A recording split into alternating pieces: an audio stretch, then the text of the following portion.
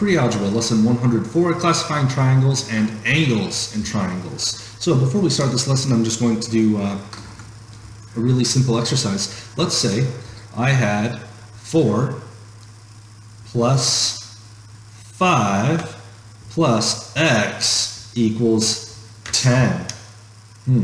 What would the letter x be?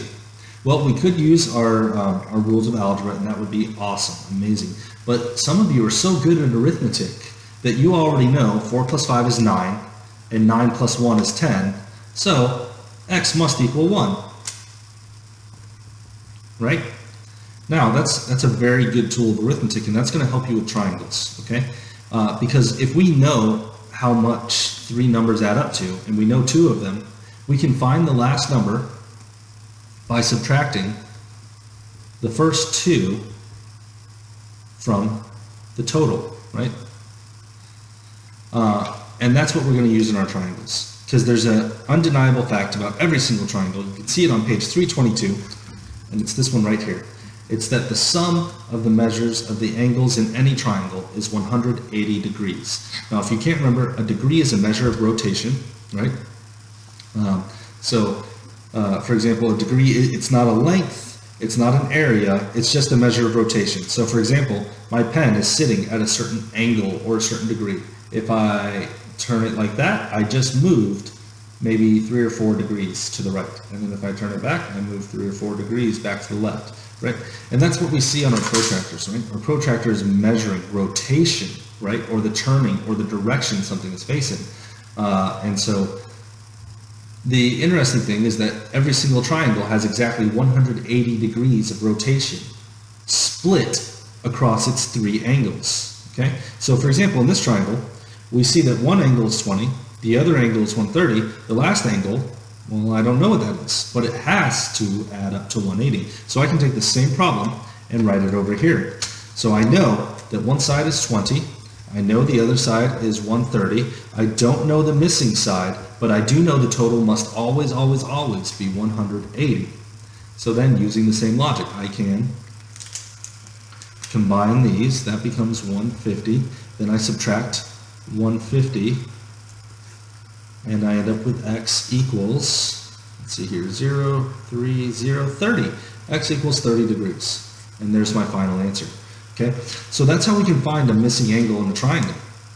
Now let's talk about classifying angles in triangles, right? Or classifying triangles. So we've got a few different triangles. Hopefully we know all of these already. But we have angles classified based on their rotation or the angles that are found inside of them, right? And those are right, obtuse, and acute. A right triangle is any triangle that has one 90-degree angle in it. And no, triangles cannot have more than one 90-degree angle. Right? They can only have one 90-degree angle. That's a right triangle. An obtuse triangle is a triangle that has one angle bigger than 190. Right? We can see that obtuse angle right here. And no, a triangle cannot have more than one obtuse angle. Now, lastly, we have an acute triangle. Now, an acute triangle is acute if all 3 angles are less than 90 degrees. Right? So that's 3 ways of classifying triangles based on their angle of rotation. Then we can also classify triangles based on their length of sides, right? And that's what we see here. The first one we see is a scalene triangle. A scalene triangle is any triangle that has 3 different lengths of sides, meaning no side is equal to any other. They're all different distances, right? Next, we have an isosceles triangle. An isosceles triangle is any triangle that has 2 equal sides, and that's what we see with these tick marks, right? So this tick mark here is saying, oh, well, this one's a length of 1, this one's a length of 2, this one's a length of 3, none of them are equal. This one, it's not 1 as a measurement, it's more like a labeling, right? So this one is saying, hey, these 2 sides that have the same number of tick marks in them, that have the 1 tick mark, those sides are equal to each other. Whereas this one with the 2 tick marks, it's not equal to anything else unless it has 2 tick marks in it. And then lastly, we have equilateral triangle, which means all 3 sides are equal, okay? So those are our triangles based on sides. Then the interesting thing that we see here is a property of isosceles and equilateral triangles, which means that if a triangle has 2 equal angles or 2 equal sides, the opposite angles are equal.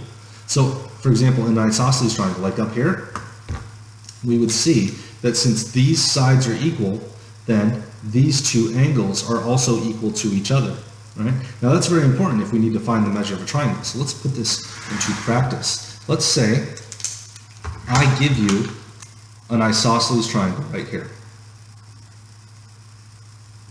And I tell you these two sides are equal, right? And then I tell you this third angle is 50 degrees. Can we find the length of the other two sides? Right? Now normally we would need 3, right?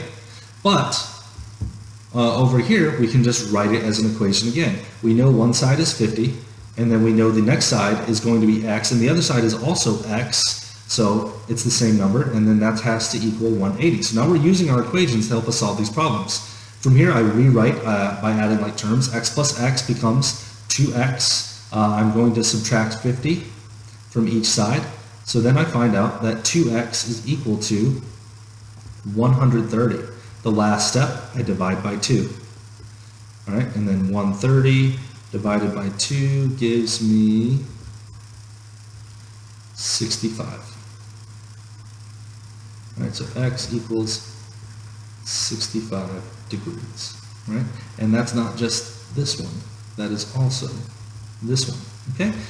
So that's how we can use our equations to find the missing parts of any triangle. Just remember, angle 1 plus angle 2 plus angle 3 must always equal 180 degrees. That's it for this lesson. If you have any questions, let me know on Moodle, and I will see you in class.